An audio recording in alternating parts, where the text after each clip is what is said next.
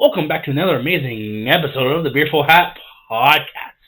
I'm your always with me, Victor, with always Walker, here to give you guys some of the fresh scientific takes of the headache time. It's pretty funny because the episode we'll be talking about, I want to talk about a little bit what's going on in the world a little bit. Yeah, we're gonna do our regular ramble. This episode was actually fantastic the way I envisioned it, because if you haven't seen the title, we'll talk about that. So I'm more of the information side on the wrestling side. Yeah, he's got the background for all the professional stuff. And of course, we have Mr. Walker over here, the science guy. Yeah, oh god, this is going to be a little bit of a true crime episode, but it tickles both of our fancies, and we hope it tickles your guys. Yes, and honestly, I'm so excited. But, other words, we went to the hockey game last night. Oh, very good. Just the Pats game? Yep. Oh, very nice. We had two free vouchers, and holy shit. Was it a good game? It was a good game. They lost. Oh, okay. But it was a really good game. The Pats put on a show. They are good players, even though they're a lot of 40-year-old dudes. Man, my inner hockey player was coming out last night. Vicky Lee had to tell me to shut the fuck up a couple times. Oh my goodness, okay. You're sitting there jumping and screaming in the No, I was like, oh, what was that? Calm down. Big bad ref calls. Oh, fuck, it was fucking crazy last night, because, we picked our seats, so, we just sat, center ice. Yeah. So we got, a bird view of everything. I always prefer center ice. It's better than being locked down at one net. We were in Fergus territory. Uh-oh. Yeah. Uh-oh. So I was kind of, trying to bite my lip, but didn't really bite my lip. You're getting some dirty looks from the Fergus fans. Fuck, the goalie last night, because second period they switched sides. Okay, yeah. So he was down where, the food stand and shit is. Mm-hmm. So it was our goalie. But thing is, the net keep getting popped off. Oh. So I think what was happening is that every time it popped off, snow would get under there and make it easier for it to come off. Yeah, it just wasn't setting the ice well. It wasn't sitting on the pole things that they had in the ice really well.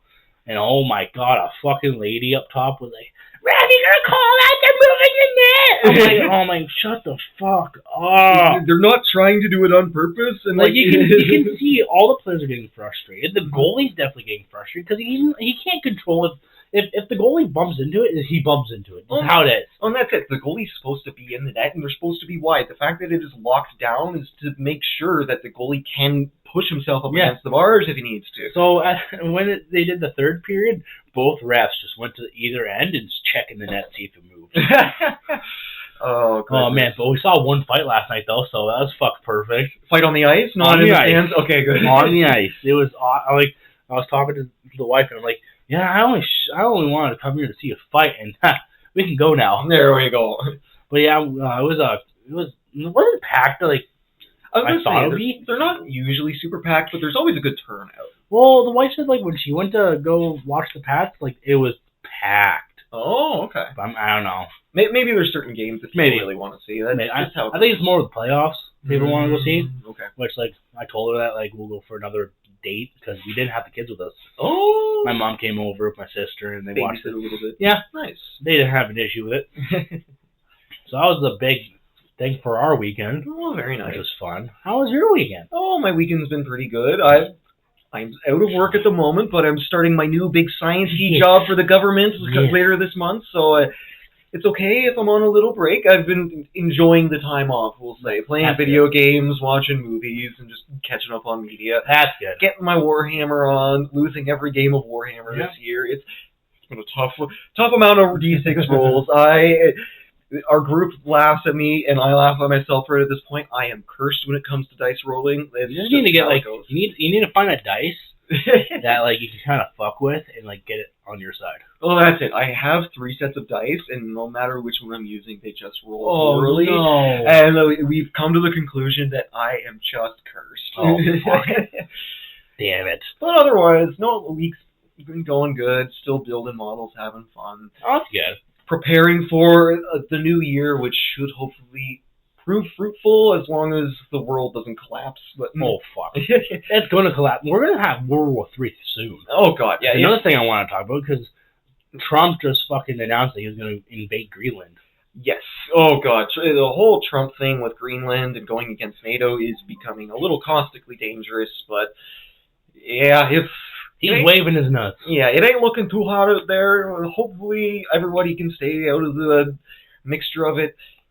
I want to say, if you're a rioter going against police too, just don't. You're breaking the law, and you're just gonna make it worse for yourself. Okay, I don't know. There's definitely a lot of opinions there. It's a tough time. So I send this before we get to the episode. I send this to the father-in-law. Okay. Yep. Okay. Was it the father-in-law or was it my buddy? I think it was my buddy. My buddy Chase. Was this ice raid stuff going on? No, this is So this is about Venezuela's the Venezuelan capture. Yep. So this is a video of some guy talking to NATO. Okay, I'm gonna play it here. I'm gonna put it full blast. Hopefully, it doesn't destroy eardrums. So I'm gonna play it. Oh, sounds sorry. Whoop. There we go. Uh-oh, sound's not working. Is this AI? No. Oh, there it is. Okay. If the United States can conduct an operation in Venezuela to capture Nicolas Maduro, an elected president, and put him on trial in American courts, then why is it impossible to capture Benjamin Netanyahu from Israel and bring him before international court? Order. They cut him off and just said order. They cut him off. Oh, can you fucking believe that? Yep. You know what's awful too? Like, I've been watching a lot of The Simpsons reruns and stuff, and just the amount of history, how long all these countries have supported Israel in such drastic ways, and like the way everybody's so consciously aware of it. I hate it because like I've seen all these podcasts where it's like, oh, if you dig deep enough into conspiracies, it always comes back to the Jews, and then you start sounding anti-Semitic, and it's like, yeah, but if it keeps coming back to the Jews, is it anti-Semitic or is it just the truth? But oh God, there's just It hurts. It hurts that like somehow it always comes back to the fact that everybody's funding Israel, everybody's propping Israel up for some dumb reason. Yep. And then the world banks are all based out of Israel, and the global economy is starting to collapse. But Israel needs. I want to throw up because it just seems all too clear that why is anyone supporting this nation that is actively trying to do conflicts? Exactly. It's because oh my God. But that is not our topic for today. That is one hell of a current event. So everybody stay safe. Everybody, we wish you well. But we're not against Israel, okay? We support. We're healthy. We're not suicidal. Like we're very healthy individuals. Yes. We don't want to die. But today's gonna be an interesting episode because I legit watched. I've been kind of watching reruns of wrestling because it's fun. Because Ollie he's a big fan of John Cena of his last year of wrestling, and I feel so bad because he's not going to wrestle anymore. So I started watching like the 2005, 6, 7, 8. Seeing some of the classics. The classic wrestling for SmackDown because John Cena wasn't in Raw at the time because I fucking hate Netflix. They do not have every fucking episode and season. Oh, I thought so. They're missing a few gaps. They're missing a fucking huge gap. Ah, dang. Like it's from like 2001 to like 2020, like 20 is like a huge gap for Raw. Oh, and like there's only a few episodes of SmackDown for like 2005 and up. All right, maybe it just depends on what was filmed and retained on record. Right? Oh, they're fucking retained on record because you can guarantee you can watch everything on the fucking WWE network. And at this point, there's probably like actual physical CDs and stuff from different VHSs, CDs, and a whole bunch of fucking shit. Again, with Netflix specifically, it could be a licensing issue. It could be like no, they did a partnership. Oh yeah, I know. Okay, so, even then, it's a partnership. I think there are licensing issues, and it's probably how much storage they have on their systems too. It's like how Prime and Disney have the different Spider-Mans. Like all the Sony stuff is on Prime, and then all of the Disney Spider-Man stuff is on Disney. There's like a weird Disney separation. is slowly getting all Spider-Man. Yeah, they're slowly getting it all, but like it's one of those things where even though they're partnered, like there's different licensing for different aspects. So it could be that. No. Spider-Man's. Oh no, Spider-Man's own. I'm thinking about Fantastic Four and fucking X-Men and shit. Into the Spider-Verse is not on Disney at all. They're all. Spider-Man's owned by Sony, and then now Marvel owns everything besides Spider-Verse. Yes. So yeah, they're MCU. Complicated licensing stuff. It's what beforehand? What are you drinking? So yes, I'm trying to keep up with their little IPA thing. I'm not. That's okay. It's still a beer nonetheless. Yeah. So I'm drinking this thing called Nickelbrook. Oh, that's the brewing co. Nickelbrook. The beer is actually called Headstock. It's got the design of a 6-string guitar on the front. It's the headstock of a guitar. It's a heavier beer, as I believe it was 7 point something. 7.0. Yeah, 7.0. So a nice strong beer, but it's got pine, citrus peel. Tastes a little bit of a citrusy thing, but more of an earthy. Ooh. But we'll give it a taste. Yeah, and I'm just drinking normal Canadian because that's all I have in my fridge. But yeah, I will be going to the liquor store soon and grabbing a couple beers that I'll catch my eye and get it, and so I can try it. I know there's like one beer I bought like years ago, and you had to like kind of dip it over. Like a Guinness? No, it's not a Guinness. Like it's like some weird. I forgot. I didn't know what to do, so I just opened it. It tastes like shit. But then I read it afterwards. I finished it. Like, I'm supposed to turn it upside down a little bit first before drinking it. Mix. It could have been like a Guinness, where it's like a thicker stock beer. Like this one doesn't have a little ball in it to mix it up, but it's got that same citrus taste, kind of like the robot one you had a few weeks ago. Here, give it a go. Let me. Very citrusy again. Yeah. Ooh, it smells nice. It smells like pine. You can really smell pine. Let's have a taste test. I say like pine and orange peels is what I'm getting out of it. A little more sour than I'd like, but still not bad. I can taste the orange. Mm-hmm. Like if you bite into an orange peel, like that's the taste you're getting, which is probably where they're getting it, like shavings of an orange peel to get them esters. But that's not too bad. Mm-hmm. I think like if you need to your stomach needs to like be able to handle craft beer. Yes. You can't drink it like normal beer. Because they're micro brews, right? All beers ultimately brew the same with alcoholic fermentation. Science takes that's the only sciencey word I'll get into. There we go. But today's episode, if you did not see the title, it's a work in progress, but I think I got it. But I want to find a really cool picture that will make it worthwhile, like catches someone's eye, but not catches someone's eye, because we are talking about a professional wrestler here. Who he was renowned. He was well known. He was strong. He was good in the industry a lot. So yeah, I'm going to use this from the Dark Side of the Ring, from Chris Jericho that narrates the second season. Yep. If you think we are promoting a murderer, turn this episode off. Yes, because we are not promoting this. This is if anything, we're bringing light. We're bringing light to a situation where it actually brought more light to a scenario and what actually happens with the science when Walker gets into it to light. Because of this incident, a lot of wrestling industries and at the same time a lot of hockey industries, a lot of just general sporting competitions started taking athlete injuries very, very seriously, and giving proper treatment to these athletes. Especially head trauma. That's all I'm going to say. Yep. Head trauma. But we are talking about Chris Benoit, which, if you don't know him, he's a Canadian professional wrestler at the time. Yes. He is, if everybody has to know at least Chris Benoit. If you don't, even if for the events that happened or his wrestling career, you know one of the other. Yeah.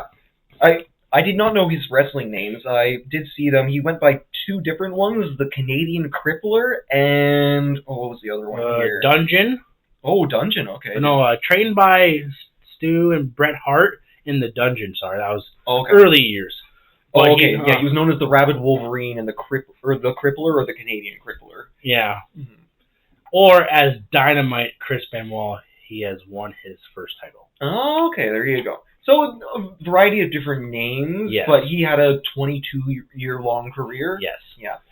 So I have here, I made sure this was first for my notes. Chris Benoit was born on May 21st, 1967 in Montreal, Quebec, Canada. True Quebecy, true French, like Canadian soul through. So there's another wrestler right now that is trying to beat his way through is going through a Fatal 4 match to win the undisputed title against Drew McIntyre. Oh, that is another name I vaguely know. Yeah, damn, okay. So, his name is Sami Zayn. I know that one a little better, yeah. He is from Montreal, Canada. Ah. So, I forget where it is. They are doing they're doing the Fatal 4-Way on Saturday main event. Okay, nice. And whoever wins that main event goes on to the Royal Rumble to face Drew McIntyre. Oh, very nice. So he's got a chance.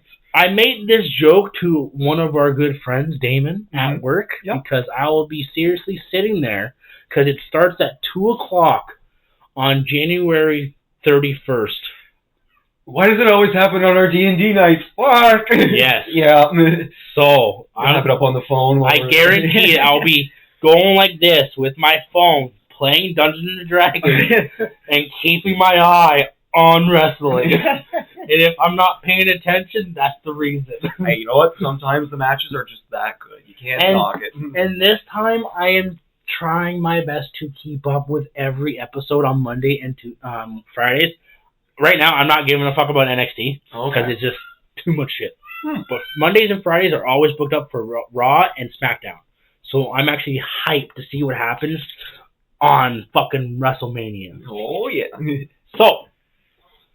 So we're going to go to here. This is a kind of his life and stuff. Kind of a little thing here. So Chris Benoit had a 22-year professional wrestling career that began on November 22nd, 1985. So 17 years old, right? Yeah, I'm doing my math right. But sadly, it ended with his death on June 24th, 2007. But this man has claimed and hold 22 championships across multiple programs, including WWE, or WWF at the time, because they had to change the name. SmackDown, Raw, no. SmackDown and Raw is same thing. Okay, yeah. So there is WCW, which WWE bought, ECW, and NJPW. So that's in Japan. Oh, okay. So he did some overseas battling. Oh, a lot of wrestlers do overseas battling. Okay. And one thing I want to note here is that's where he met Eddie Guerrero. Oh, very nice. Eddie Guerrero was part of this episode that I was watching, 2-part episode of Dark Side of the Ring. If you have Amazon, I strongly suggest you watch some episodes if it tickles your fancy, because not all the episodes are about WWE. Yeah, they're about different wrestling federations altogether. Wrestling is a very nationalized sport, but there's all kinds of different organizations that kind of govern it. But WWE is the big one that everybody knows. But yes, he multiple championships, which is insane. Heavyweight champion too. He was a big guy, 5'11". He is one guy you would think that oh man, I don't want to fuck with this guy. Oh yeah, he was big, built like a fucking brick shit wall. So as I was saying, his wrestling career timeline to between 1985 to 2007, early years, 1985 to 1989, trained by Stu and Bruce Hart. Where are we looking? Right, Bruce Hart. Yeah. Oh yeah, Bruce Hart. Yeah. Okay. So I was wrong. Yeah. So Bruce Hart. I think it's the dad of Bret Hart. Oh, okay, that would make sense. The dad of Bret Hart. Bret Hart is one of the top greatest wrestlers of all time, and he's also Canadian. Hey, all the good ones coming out of Canada, I guess.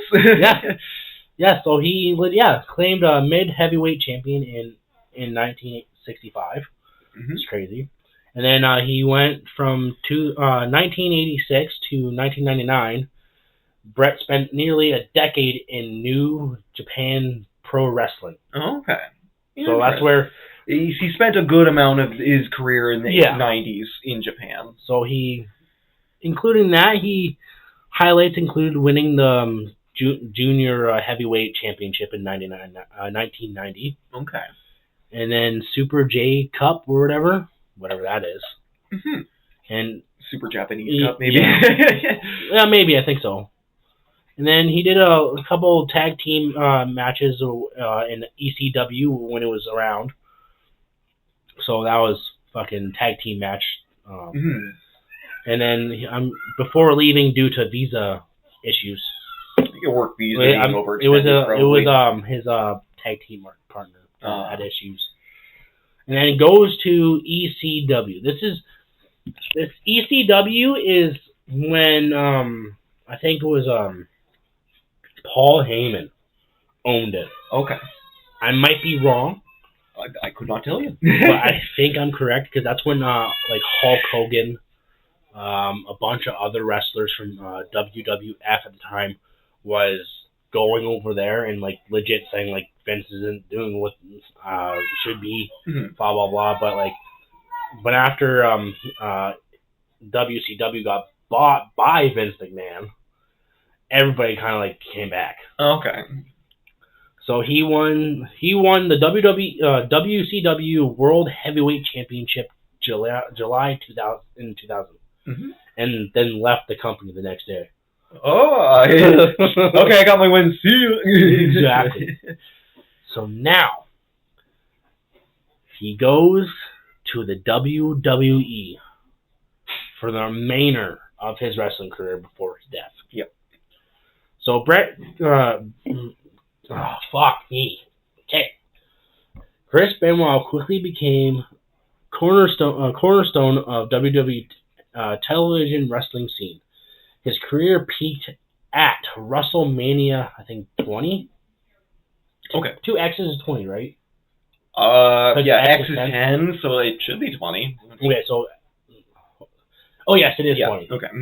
So, and then he goes on in 2004, wins his World Heavyweight Championship in the main event by making Triple H tap out. Oh, boy. We know how you feel about tap outs, but you made Triple H tap out. That's something big. And honestly, Triple H was like the guy between like 98 to like 2007. Like he was like fucking there. He got his spanking to get tapped out, and he kind of started falling off. He's still popular now. He's still popular, and like I do gotta say, like I do kind of hate him for a little bit, because like he has no story building at all. Because like he's trying his best. He's trying to get these stories out. He's trying to get young talents in there. But he needs to have some people that are able to make storylines again. Yeah.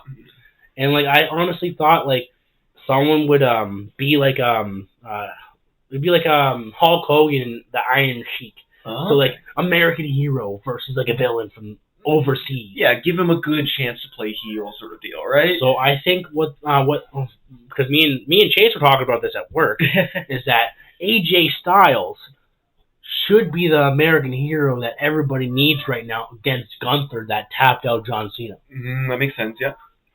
So I watched last match with them in it, and they did. I know they're doing a storyline with it because it's so fucking perfect.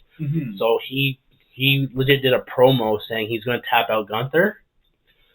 He did. But the only problem is the ref didn't see it. The ref didn't see the tap out? Nope. Oh, come on. So what happened was I'm gonna show Walker. So like he got him tapped out. So AJ Styles got his leg like this, and he turns around and says, "I'm gonna tap you out like a bitch." So, but thing is, Gunther is like laying like this, his stomach. Yeah, stomach down. So AJ Styles is over here. Yeah. Ref's over here. He taps out on the side the ref couldn't see. Oh. So then he lets go of the lock. AJ Styles is like, he fucking tapped. He tapped. Yeah. And then he fucking turns around and says, I didn't see it. There's no see it. He comes back and gets fucking shoved in the nuts. I imagine that's definitely a part of the show, though. Because like, if you could see it on the cameras, they know. They did it at the end, and they're like, oh, let's do a replay. He did tap out. But the thing is, when the ref calls it with quotations, that's the call. That's the call. Yeah, which is So I think it's part of the entertainment. I think what's happening is that Triple H actually has an angle here where I think it's going to happen where AJ Styles is actually going to make Gunther tap out. You know what? I can see it. I hope for it. I hope for it too, because he legit says you don't ever disrespect the greatest of all time, and that's what he's been doing for the last fucking ever since December 13th. He's been playing one hell of a heel, that's for sure. He has been, and he's laughing at everybody when they're like, "Oh, you're a piece of shit." He's like, "Oh, I John Cena like a bitch." I want I want to watch WrestleMania 20 to see Triple H tap out like a bitch. No, it'd be a main event, so I'll probably have to YouTube that shit. Yeah. So, drafted to the ECW brand in June 2007, he wrestled his final match on June 19th of 2007. So just one weekend before everything went down. Yep. Or I guess 1 week, but oh gosh. So he was still actively a wrestler when the ultimately bad stuff happened. He was scheduled for a game the day of his death. His life was wrestling. Mm-hmm. So when this, let's get this wrong. So his oldest kid is on Dark Side of the Ring. Mm-hmm. And he had 3 kids, and the one who died. No, he had 2, I think. Oh, the Wikipedia was saying 3, so I don't know entirely. But yeah. Let's do a little research. I just know only one of them died. Yes, I think his youngest. Yeah.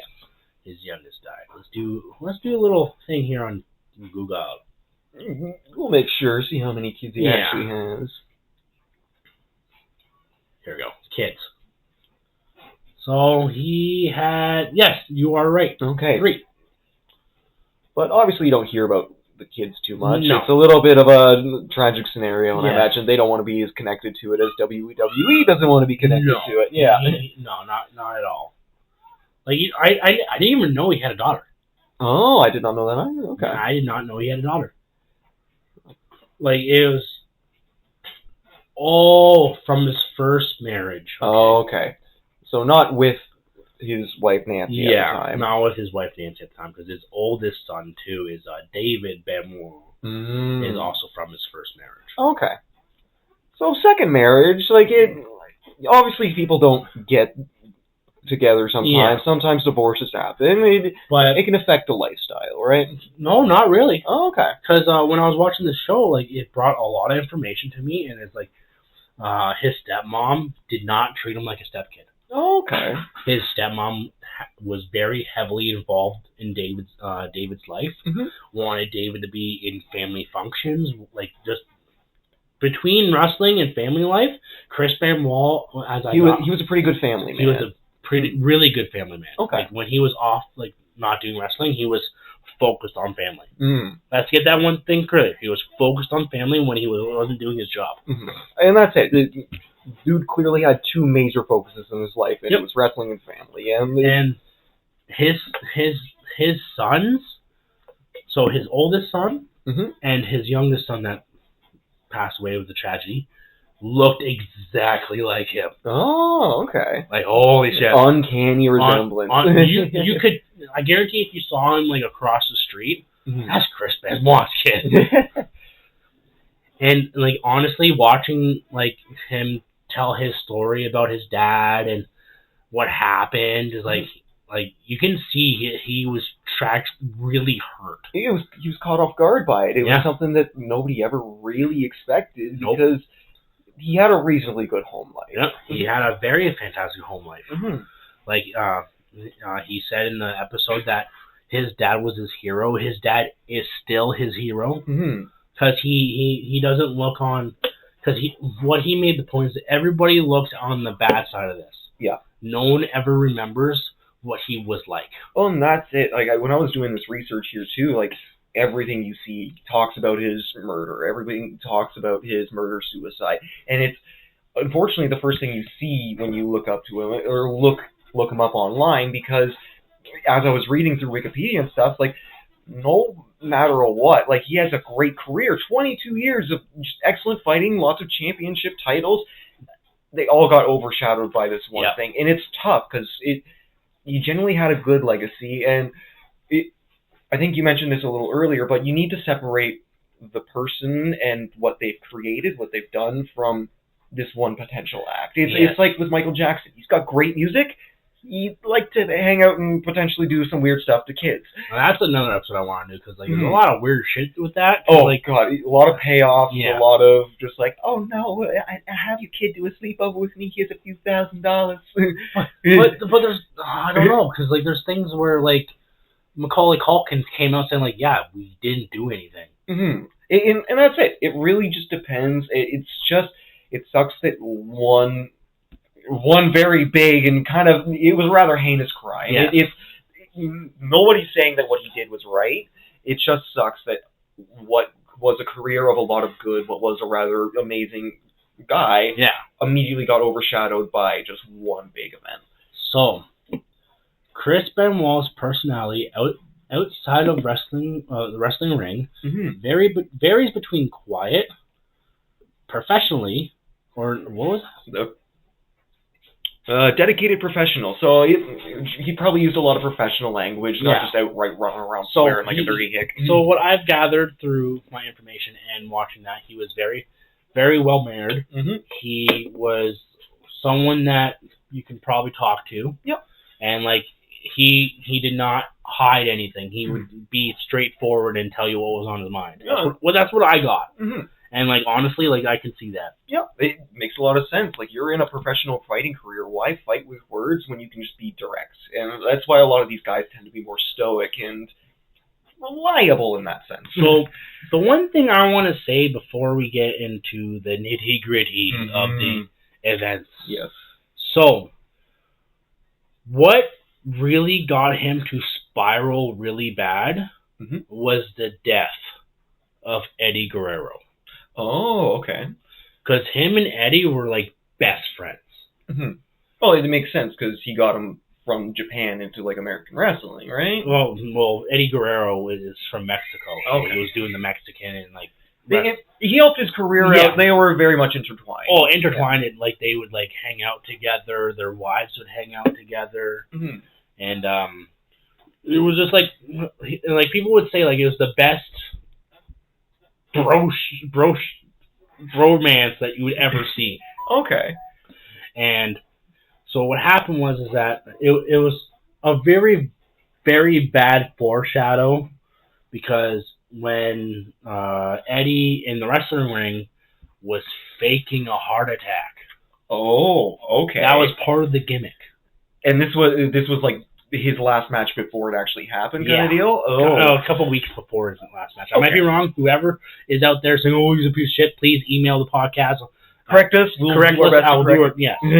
But, so what I can remember from the episode is that a couple weeks later, his nephew and Chris Benoit were spending the night at the hotel because they were doing a show. Yeah.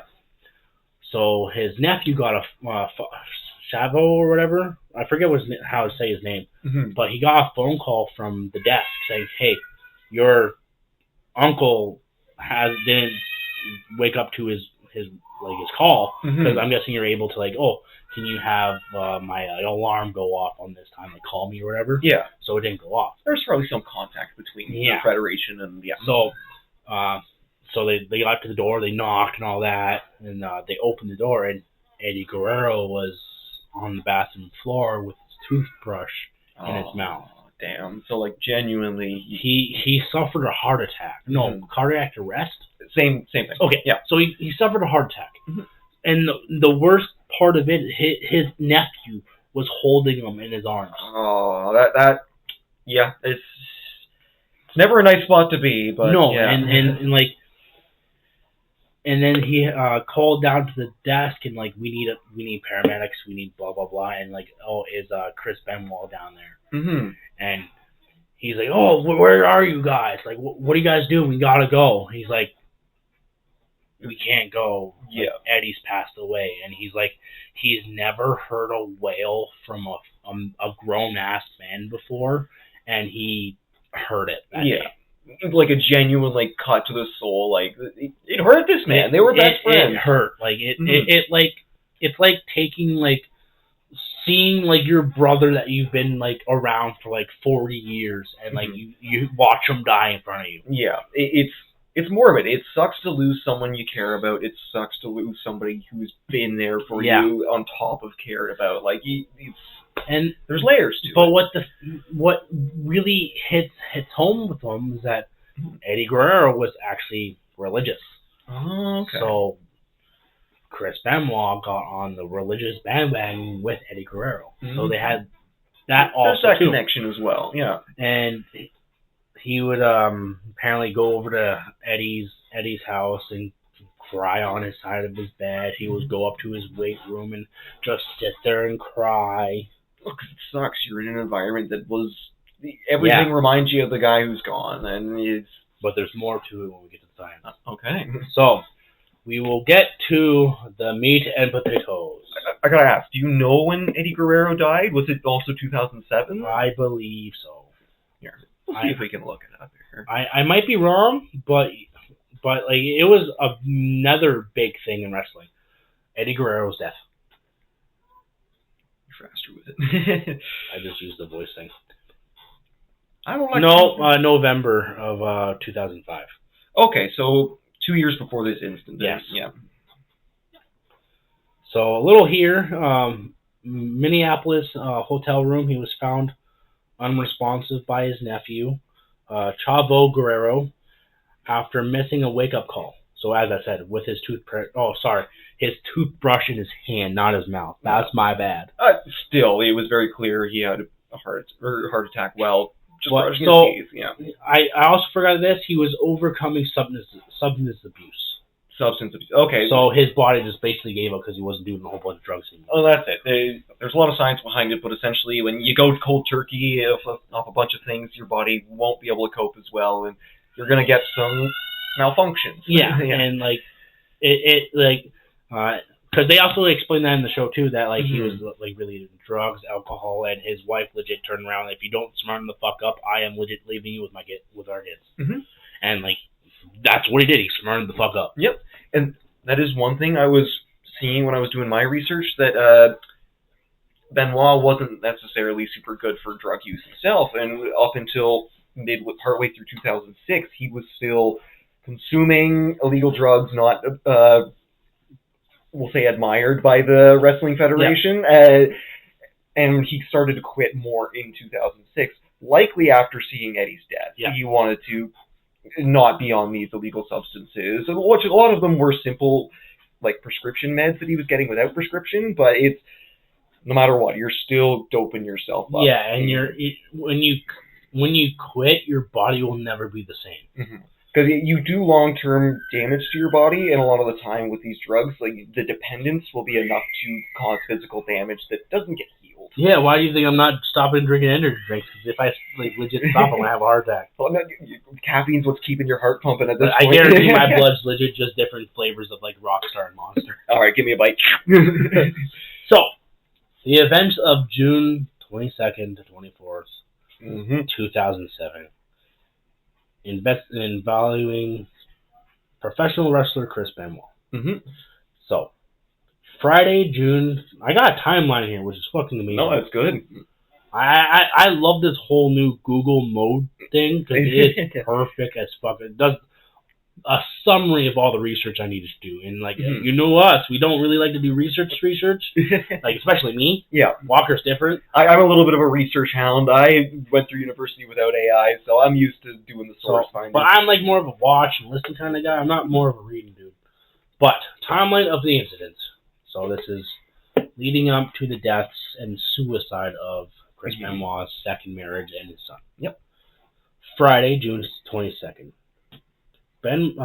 Benoit murdered his wife Nancy in his upstairs office by strangling with her a cord.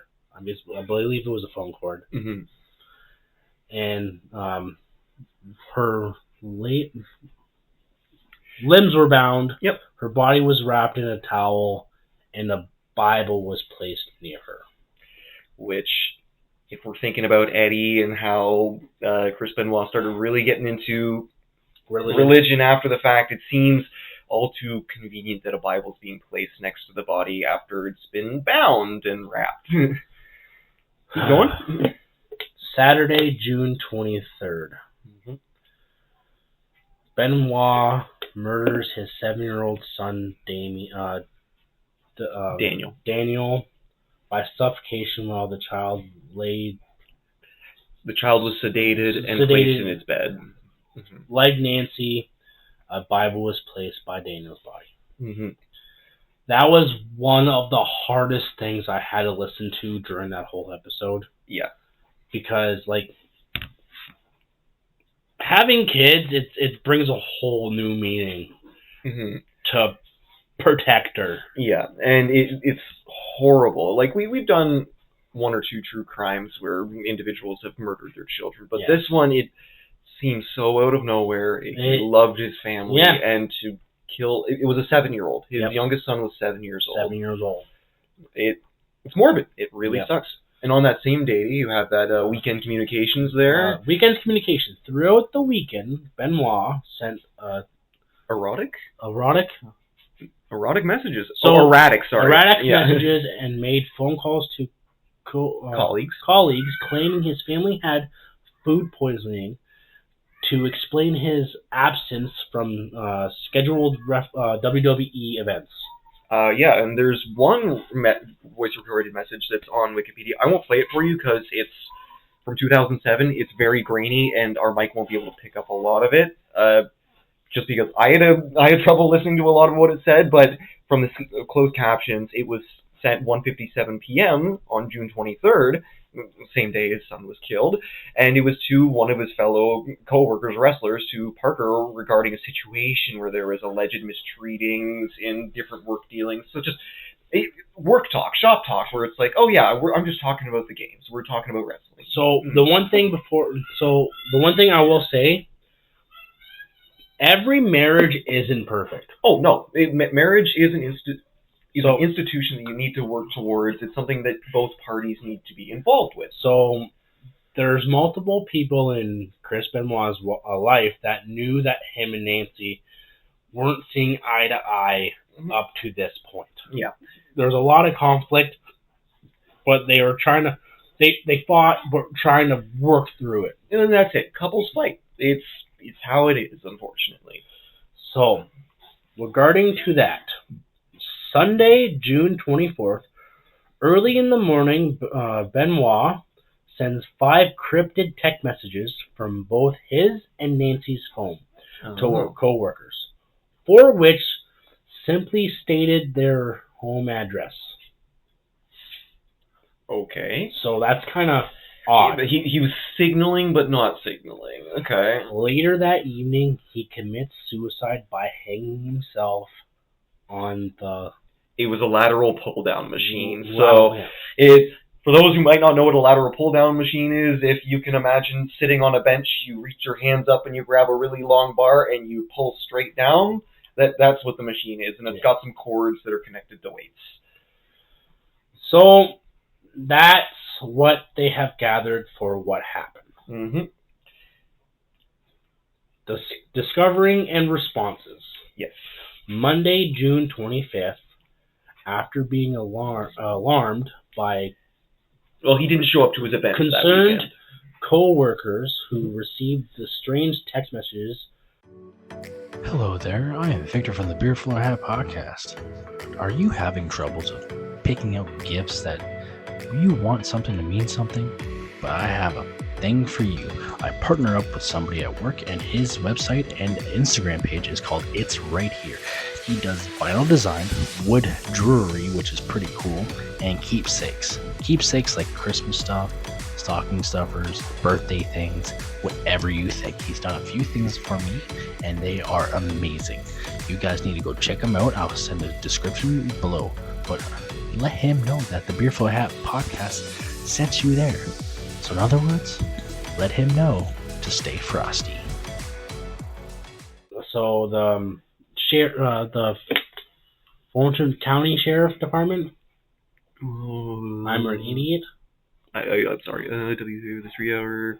Oh, right there. The Fayette County. Fayette. Wow, that's a fucking fancy name. The Fayette County Sheriff Department did a welfare check. Mm-hmm. Oh no, we haven't seen this guy. He sent some weird messages. Yeah. He didn't show up to his match where he was supposed to win. So WWE reports, unaware of the details, WWE aired a 3-hour tribute to Benoit on Monday Night Raw. That's what I was talking about earlier. Mm-hmm. Because he was supposed to show up again for Monday Night Raw. All they got is he died. Mm-hmm.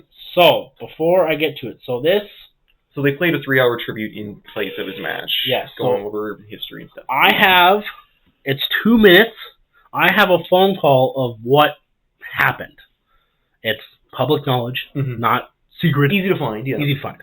Hey, County 911, what is your emergency?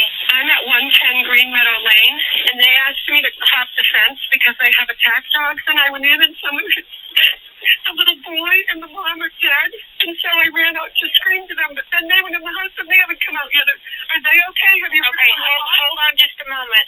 What did the cops tell you to do? They told me because this guy's a professional wrestler and I'm friends with them, and they said, can you go put the attack dogs in the kennel? And I did that. And then I went upstairs. Everything was open, so I was yelling, Nancy, Daniel, that's the little boy. And I went up to Daniel's room and he'd been killed. And then I went up to Nancy's where she sits to watch TV, and she had been strangled and had tape on her face. And then I didn't see Mr. Benoit. I don't know where he is. I didn't want to go down in the basement for some reason. Police secured the scene very quickly. So, that was a phone call to dispatch. So, yeah, she obviously went in with the welfare check. Her purpose was, she knew the family, she knew the dogs, get the attack dogs inside so that the police can do their check. And at that point, she runs out of the house, calls and says, no, things are fucked up. Get people here. So, when I first said Benoit on Saturday Night Raw, once the murder-suicide was confirmed, the company took unnecessary steps to distance itself from Chris Benoit. The second the details came out that Chris was the only suspect after the initial investigation, and that information came to light, like, Wrestling Entertainment said, oh my god, this guy's a murderer, we need to distance ourselves as much as possible. So because there's been a couple wrestling games with him in it, they have distanced themselves to removing him from video games. Yeah, he's not in any of the new ones. He's not talked about, he is not mentioned. At the end of near the end of the episodes, wrestlers got told you're not allowed to talk about them, you're not allowed to mention them. I guarantee if Vince heard a wrestler talking, you were fucking fired. Yeah. Like, on a standpoint, I understand why Vince took drastic measures of doing it. Well, that's it. You get the basic information. There needs to be more of an investigation, but it's clear he's a murderer. But I love it because when they did the documentary on Mr. McMahon, they brought up Chris Benoit. Oh, okay. So they didn't block him out completely, but it's to a point where it's like it's hard to say his name. No, because the reason why they brought it up is because of what they found. Oh, what did they find? So, in the beginning of this whole incident with him murdering his family and committing suicide, everybody blamed steroids. Everybody blamed the roid rage, which was completely not false, but false.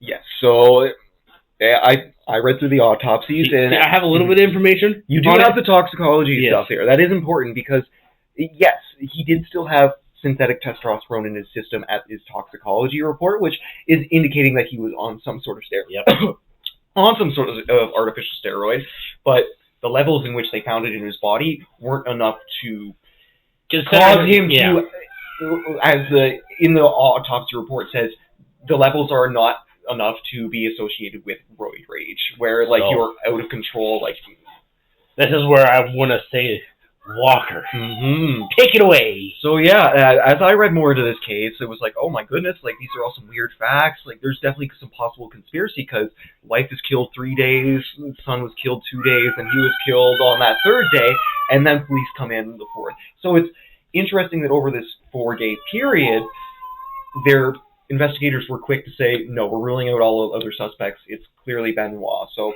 looking into this stuff, the actual autopsy reports showed that Nancy, at the time, had 3 different, we'll say, she had Xanax, she had hydrocodone, and hydro something in her blood system on her toxicology report, which are a lot of over-the-counter or regular prescription anxiety meds, a lot of depressants to help level you out kind of deal, all of which she had prescriptions for. So it was not unusual to see these in her system. There were small abrasions on her arms, like indicating that there was a bit of sign of struggle. She fought back. And when it comes to the actual setup of the room, it was very clear that she had been strangled. That was, apart from the small bruises and stuff on her arms and like the bruises on her actual appendages from where she was bound, were the only major damage apart from what was clear strangling to her neck. She had her airway cut off, and what they call furrows is essentially the indents left by, we'll say, tight lesions of the skin from something being wrapped around were all around her neck. It was very clear that she had been asphyxiated after being bound. Yeah. I did not see any evidence about the Bibles, but I imagine that, like, with the quick collection of the evidence, like, they were able to do some fingerprinting and make a very clear distinction that, okay, these Bibles were placed by Benoit. Yeah. When it came to the toxicology report, they knew she had died 3 days prior because she was already exhibiting signs of bloat, which is one of the earlier signs of decay of a body. So she had already gone for rigor mortis, all of her blood pooled, and, like, essentially what happens with bloat is your body starts decaying and filling up with gases. So it was very evident that she was in the point of decay where she had been dead for a while. The son, again, wasn't displaying signs of rigor mortis, signs of anything, apart from the fact that he was entering early stages of decay. So it makes sense that they placed his death around 2 days after the discovery. Another very simple thing, but another very sad thing is when they did the toxicology report, they found that he had a large amount of Xanax in his system, and for a 7-year-old, you really don't need that much to be sedated or completely knocked out. So the common theory, and what seems very clear, is that Benoit slipped Xanax to his 7-year-old son at some point, brought him to the bedroom, and that's where he was strangled, because the asphyxiation is less furrows and more handprints at that point. It's very clear signs. The handprints of the strangling match Benoit's hands. It's hard to make a debate, especially after the autopsy, where it's like, no, it's pretty darn clear some big meaty hands strangled this poor kid. Like, I just can't fathom of how someone could do that. Even then, the fact that Daniel was brought to his own bedroom, sat in his own bed after he had been sedated, and then, again, the Bible being placed next to him, it seems like a very deliberate pattern on top of that. I'm sorry, but it just seems like he put a little bit more care into making sure his son was more taken care of. Yes. And I know that's not like a really good way to phrase it, but it's more care, like, as a parent. Yeah, it's like he's deluded in the head, and he realizes that, oh shit, I killed this kid's mom. I can't have him live without a mom, and he hates himself for it, so he keeps up that image with the messages he's sending, and then offs his son, because he's like, I don't want to leave him without a mother, I don't want to leave him with a bad father, and guaranteed that's where his psyche's at, as someone who is deluded enough to commit this first murder and then somehow follow through with the second. The sedation before the asphyxiation was not a mercy killing, because killing his son at all wasn't appropriate. No. But it's his way of mercifully doing it, if that makes any sense. It's unfortunate. It shows clear intent, unfortunately, and with the fact that we'll get to Benoit's report here in a second, but all 3 of them had Xanax in their system at the time of death. Nancy had prescription, and because Xanax is a bit of a painkiller anxiety med, Benoit also had Xanax that he would take on a more regular basis. It's accessible meds. The kid was brought to his room. It's really hard not to draw that line to suspect, even on that preliminary investigation. And then the kicker, Benoit is found in his gym in the basement, and when I originally heard he had died hanging himself on a lateral pull down, I laughed. I thought, there's no fucking way this 5'11" guy standing up somehow managed to hang himself on a bar that probably wasn't much higher than his own head. And there's a lot of weird things to the idea that he was hung, or he hanged himself off a lateral pull down, just because being 5'11" and 290 something pounds, you're almost outweighing any of the weights on the actual system. But the way the autopsy report described the way it was affixed, so he had, like I described the machine, it's got two strings that come down to the bar that you pull down, and those strings connect to the weights. So he had actually physically pulled the bar off, because a lot of these bars are detachable from these strings for purposes of making workout equipment versatile, and he had physically pulled one all the way down on the one side, and a lot of these strings will have a ball on the end of them to kind of stop them from falling back into the gears, but it had been systematically pulled down and wrapped around his neck and pulled tight, essentially. And the furrows were clear, and I didn't look at the pictures, but from the autopsy described, it seems they physically kept the lines of the machine on his neck going to the autopsy and cut them off on the machine after. There's fucking pictures? Autopsies always have pictures. Oh, yeah. Yeah. Same with reports. Yeah, but I didn't look through the autopsy pictures because it's a lot of organs. It's a dead guy. Yeah. I wouldn't be able to, no, fuck that. Yeah, you have to have a bit of a stomach or a bit more of a... I got a stomach, but fuck that. Dead bodies are weird. It's hard to look at them, but they've seen it had been very clear. He pulled it down and grabbed his own neck, and he wasn't dangling from the machine as it was described, but I'm not going to describe the hanging anymore, because describing hanging is fucking awful, but it was very clear. Yeah. He himself, or this is where speculation might come in, someone else had jumped on him and wrapped it around his neck, because for me, I get it. He was at a point where he was mentally deluded, and he killed his wife, killed his son mercifully, and then thought, oh shit, I'm bailing, I can't take the pressure, wants to kill himself. So in his system, from the toxicology report, he had Xanax, he had a little bit of his wife's painkillers in there, not enough to overdose, and he also had a bit of steroids in his system, synthetics, but again, nothing close to the point of roid rage. So I was going to say, here's where the toxicology kind of gets a bit juicy for myself. So he's found a day later, rigor mortis is already set, and he's not showing early signs of decay, but he's not showing the signs of death within a day when he's found. So they know he's been dead for at least a day. And plus, you have all the phone communications the day prior. So, Walker, so what was the more juicy details of Chris Benoit's brain?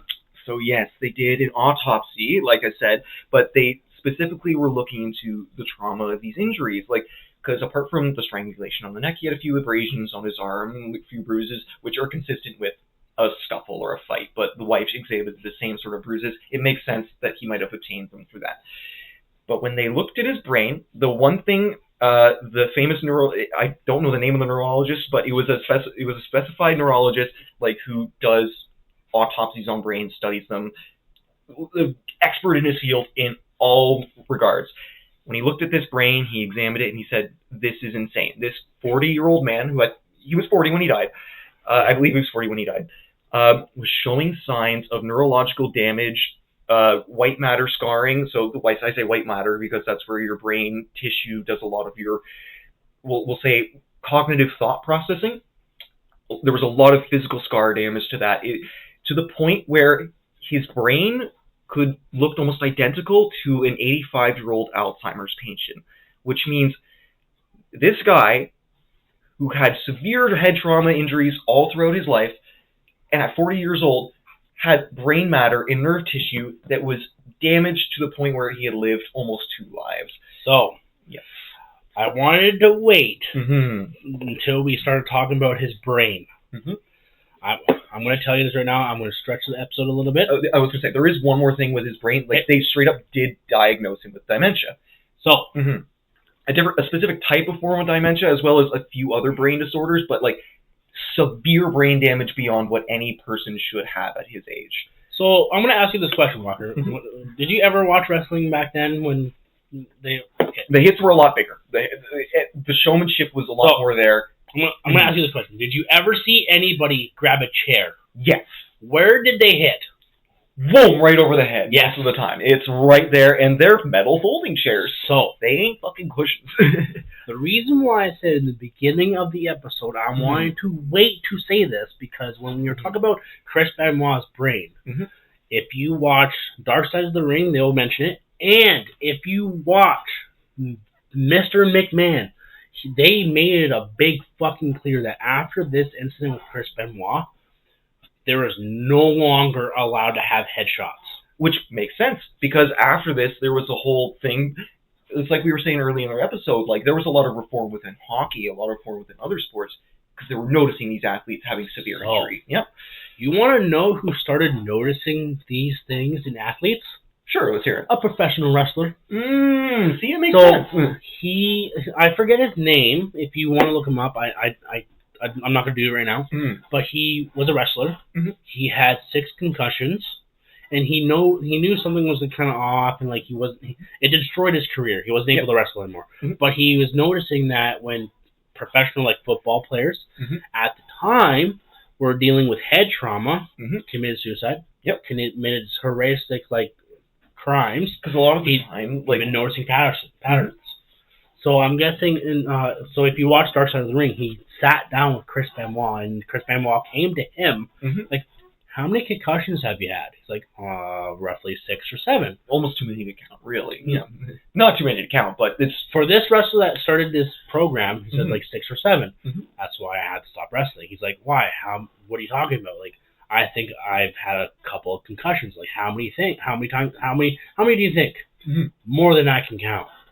Because if you watch Chris Benoit's finisher move, he legit goes on the top ropes, which is fucking cool as shit. Yep. He legit dives head first into the person. And hits the fucking ring. And we'll go a bit into medical science real quick. A concussion is what happens when you essentially have whiplash. Your body is moving real fast, and it stops. Your brain keeps moving and smashes itself off your skull, bounces back, and that damage is enough to physically destroy cells within your mind. Concussions can cause permanent brain damage, and it has been proven through and through now. So, with this incident being the major one from wrestling and having the CTC scans, scans and shit. Yeah.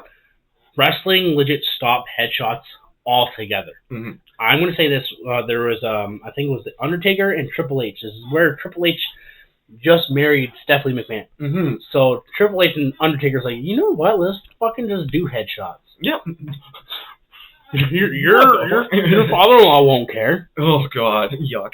They got fined $6,000 each. As they should. It should have been more, really. Each headshot. Yep. Deserved.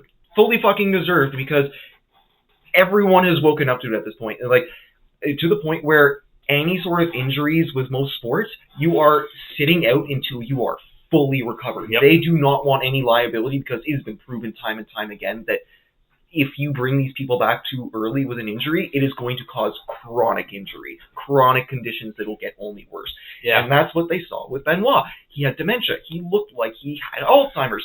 All this physical damage is enough to cause mental issues like depression, anxiety. You are not functioning normal when it comes to this, because half your brain is dead. So, like, a good example is that he was in a match with somebody. I forget who it was, and they were doing their thing, wrestling, and like he was doing a blank stare, and the wrestler was like, "No, man," like trying to like grab him and stuff. Like, what are you doing? What are you doing? It's like, where the fuck am I? Like, he had forgotten. What are we doing? Entirely. Like, he forgot his entire act. And this is where, like, wrestling was more portrayed to be real. Yeah. I fucking hate it when my wife, my daughter, like, you know it's fake, right? I'm like, yes, I know it's fake. It's just entertaining. It's entertainment. Yeah, and it's when they made it look more real, yes, the hits hurt, the hits were bigger, the things... And they realized it wasn't worth these people's lives. In 2 days, they were bringing season 2 of Unreal back out for wrestling, and my buddy Chase doesn't fucking like it because it shows you the background of like what goes into wrestling. He's like, it totally destroyed wrestling for him. Yeah. I'm like, you know what? Like, I kind of like it because I knew right away that there's more to wrestling than what it is. Mm-hmm. So I like the documentary about it because it shows like, oh, what's going behind the scenes, like how they do this and blah blah blah, like the camera angles and like fucking storylines and shit. Mm-hmm. But Paul Heyman is on this season. Okay. And he's a guy that legit, if you watch the trailer, I'll show you the trailer after the episode's over. Yeah. I don't like this show because it's portraying what we made our lives for. That's a statement of trying to portray wrestling as real. Because I will say this is fucking true. Did you know Kane and Undertaker are not brothers? I didn't know it, but I wasn't really convinced of it. Like, it feels like a story element. I fucking did. Oh, okay. I was so convinced. Oh. When I found out Kane and Undertaker weren't really siblings, I'm like, fuck. It's one of those things where it's like, oh, they look close enough. Fuck it, I'll accept it. They right? did it so well, though. That's the thing. They wanted wrestling to be so realistic that they want you to believe. Yeah. I thought Kane and Undertaker were siblings for so fucking long. And that's it. Like, these people were actors, but they're also performers in a very unique sense. Like, it's sport, but it's also a show. And there was a lot of heart to it, so it's so disappointing to see that so much harm was allowed to come to these people, and what had to happen in order for reform to come about. So, what I will say, because we're getting kind of close to the end of the episode now. Okay. I want to touch on a little bit of a conspiracy never mind. So, obviously there's a lot of conspiracy around it. At this point, it is very much debunked as he had severe brain damage, he had severe mental illness. It makes a lot of sense. But to go back towards the roid rage thing, a lot of people connected the initial death of his wife with roid rage. And because he was autopsied 5 days after his wife's death, I want to say that's sufficient. It is, without going too crazy into the science, it is sufficient enough time for elimination of synthetic testosterone in his body or steroids. So if on Friday he was doing a workout, took a bunch of roids before his workout, on that same day, that same night, if he's peeing, a lot of the time steroids, if they're anabolic, they will be removed from your body via urine. And 5 days later, so 2 days after his own death, when he's brought in, autopsied, sampled for different areas of his body, they detected synthetic steroids, like I said before, but in very small amounts. But if you consider the fact that there was 3 days where he was alive, potentially urinating, potentially drinking water, getting off of this recovery period when he realizes he killed his wife, there's a good chance he didn't take more steroids, but that elimination in his body led to there being still that small amount, but not enough to speculate that, sure, maybe he took a bunch on Friday, and at this point when he was autopsied, maybe that was reflective of that. He could have also taken steroids right before his workout, and he decided to kill himself. It's hard to debate it, but on that timeline, it makes sense that he might have roid raged and killed his wife, and then after that, with the guilt, tried his best to cover his tracks and realized he just did a shit thing. Yeah. So there's multiple things that come out of the situation. Mm-hmm.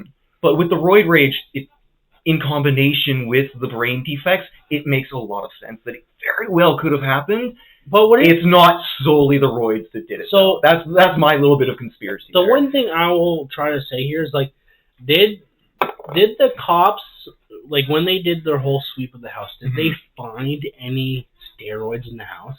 Yes. So he was known for having over-the-counter steroids. He was known for taking steroids, synthetic steroids. I didn't look at the actual evidence collection of the house because how dare you? Sometimes it's hard to find those records. I was surprised I found the autopsy records. Wow. But there's a good chance because they knew it was synthetic steroids in his body. He was known to take steroids through his workouts. Like, you don't get super built, super muscular without taking a little bit of bonus, especially if you're a 40-year-old man who's been doing a lot of performative stuff. You got to keep up. You got to keep up that appearance. It makes sense he was doing these things. It's people are quick to write it off because of the brain injury, but I think it is a part of it, and to me, it's more likely than not, I would need to actually sit down and do a bunch of anabolic curves, which, again, more science than it's worth, and if the investigators didn't necessarily think it happened, there's a good chance it didn't. So what I have gathered with your science, because I love it when you do your science, and I try to keep it dumbed down, I really do. I love it because you dumb it down for me, and it's awesome. So, but what I will say is, what I've gathered with your science, because I knew you would do more of the science part of this, because I think it would be good for it. I know the big long words. You know the big words. So I think 80% of what happened to Chris Benoit was the brain damage. Oh, 100%. I agree with 20%, that. Yep. I will agree with you, it could have been the roid rage. Mm-hmm. But it seems almost unlikely that anybody else would have made these kills. Yeah. There's no reason that anybody would have killed Chris, even though hanging yourself off a lap pull-down machine is very odd, but it's... Well, they did say that Jeffrey Epstein killed himself in the cell, too. So. Yeah, there is an amount of oddness there, but looking at the autopsy reports and seeing the fact that the bodies died over a few days, it paints a pattern of mens rea, a guilty mind, where he did a bad thing, trying to be merciful, and then he realized, holy shit, I'm bad, while trying to cover his tracks. I think he realized there's no rational thought when that's happening. We can describe it as much as we want, but there's no rational thought going through your head after you've killed someone you love. And there's no way to know what was going on their mind, because when they get to the point of suicide, they just do it. And you can't ask questions. We've talked a bit about suicide before. I think there's one very cautious episode we have. But the suicide. Fuck, what is the forest name? No, oh yes, the Suicide Forest in Japan. The actual full name is different, but it's tough once you are in a position where you realize you've screwed yourself, you've screwed over the people you love. It's hard to justify sticking around, and especially when you have such brain damage, it's easy to turn around and rationalize it. I've personally experienced it, not myself, but I've experienced it within my own life. It's tough. It's a tough thing to deal with, and it's tough to support these individuals who can't necessarily rationalize because part of their brain is physically dead. Yeah. It's a very unfortunate case, and the fact that someone who had a great legacy was reduced to something so small. And to have that legacy just destroyed by one terrible moment is sad on the same time. Because me and my buddy were talking about Chase, because I've mentioned him a couple times in this episode. He's one of our favorite WWE fans. Yes, because me and him will talk about what happened on Raw and what happened on SmackDown. Yep. And we both agree that there will never be a chance for Daniel, not Daniel, David Benoit, to be ever in WWE. Yeah, because he'll constantly carry that above his head, no matter what. No. This is the cool thing I learned about the Dark Side of the Ring of those 2-part episodes. David did not fucking give a shit. He followed his dream. He is currently a wrestler. Okay, very good. He loved his dad so much. He still loves his dad. His dad's still his hero in the episode that I watched, and I'm like, you got to look at he looks at all of the good versus the bad. He's overcome, like, oh yeah, my dad did this, but this is also what my dad has done. And he did a great wrestling career. Yep. I will state that multiple times.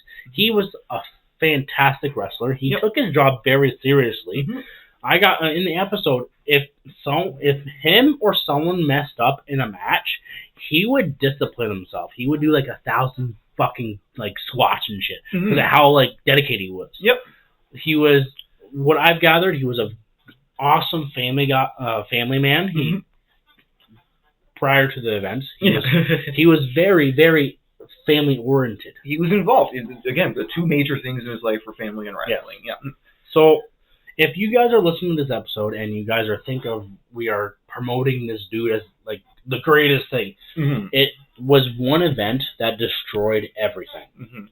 It's tough because there's a lot of instances out there. There's a lot of instances in people's personal lives where no matter how much good you do, if there's one really bad thing, it typically overshadows you. And a lot of people like to draw attention to that bad thing because it'll make themselves feel better. Yes. And it's easy to draw that conclusion because, yes, heinous crime, absolutely awful. It's now clear that the reasons he did it were not rational. He was very hurt. He was very distraught. It's as awful as it was that it happened. It's good that it brought these injuries to light and said, okay, no, we can't treat these people that are our entertainers like goddamn puppets or meat suits. We need to treat them better. The thing is with this bad event brought good awareness to the damages to the brain of like football, of wrestling, of any contact sport like UFC, boxing. Oh, it was around this time that like football and hockey started upgrading their helmets so they like actually physically cushion more of the blow. Like, it's horrible that it happened, but it's good that it brought so much attention to a very important issue. Because a lot of people don't understand how important the brain is. You cannot regrow brain tissue. That's it. The stuff that you grow in your womb and kind of grow as you grow older, that's it. If you are bugged up because of brain injury, you're bugged up. You're like fucking Ted from the end of the movie. And like, yeah, I'm a little bugged up. You know what I mean? Fuck, I love that movie. Well, but I think we've opened this just as wide and shut as we can. Yeah. We thank you guys for listening. If you're interested in WWE at all, let us hear your opinions at any of our social medias. Facebook, Twitter, Instagram, and everything will be in the show notes. But I will say this, YouTube will not, because YouTube has a fucking restriction of shit. Oh, okay. Which is weird. Yeah, that's fine. But yes, our social medias will be in the descriptions below. All at the Beerfoil Hat Podcast. Or whatever you fucking find it. But please, as Walker said, if you're a wrestling fan, please give us your fucking opinions, your thoughts on what we could have done better, or what we actually touched on, or or even if you just want to suggest this fucking episode. Yeah, we always appreciate feedback. Yeah. We haven't got any feedback, but who fucking cares? We got 25 followers, bitches. Hell yeah. Yeah, well, no, actually, and I will say this. I will do a little thing here. I haven't done it on YouTube because I'm not sure I want to do it on YouTube. I did a special episode with Tori. Oh, very nice. We did a Hamilton episode. Oh my gosh, I know the Hamilton obsession. I am a music kid myself. I never got into Hamilton. So it was the latest episode, and it's a fun episode. If you're a music kid, I imagine Tori has a lot to say. Oh, fuck. I had to sit there for almost 3 hours watching it. Like, oh my god, it was not what I was expecting at all. Have you sat down and watched it? I know what it's very much about. It's about like American history and kind of goes into the Civil War and talks about a lot of politicians and their influence in American politics. I'm going to ask you this question. Okay. What do you think a musical is? What do I think a musical is? When you think of a musical, what comes to mind? Like, to me, there's two types of musicals. Okay. There's the one where you have performances, you have acting, and then you have musical numbers interspersed throughout. Then there's the second type of musical where all of it is sung. Every single part is set to music, set to a rhythm where the characters are singing involved. Joseph and the Technicolor Dreamcoat is a good example of that. Okay, because this Hamilton is mostly in rap. Mostly in rap. So wall-to-wall singing type of musical. Yes. Which is, I'm like, is this more of a rap video or is this a musical? So if you guys are Hamilton fans, check out that episode. But other than that, with this episode, I've been actually really waiting to do. I'm so fucking pumped up for it. Walker, what is the one thing that really, really sucks outside? Oh god, it's that snow. It's just so frosty.